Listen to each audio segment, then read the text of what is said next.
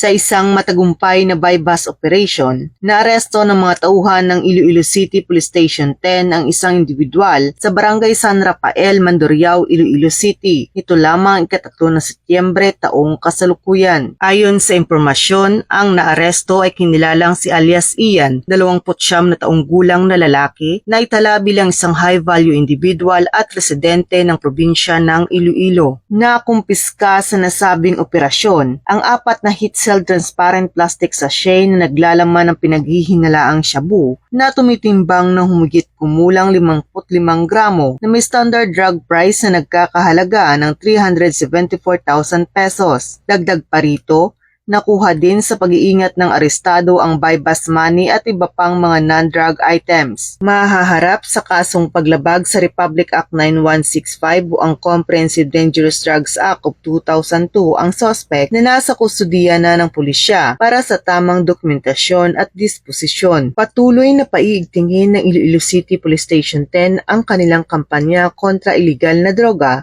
upang masiguro ang seguridad at kaligtasan ng bawat mamamayan tungo sa isang maunlad at mapayapang bagong Pilipinas. Mula dito sa Western Visayas, ako ang inyong Police News Network Correspondent, Patrolwoman Charmaine Balunsat, alagad ng batas, tagataguyod ng Balitang Pulis.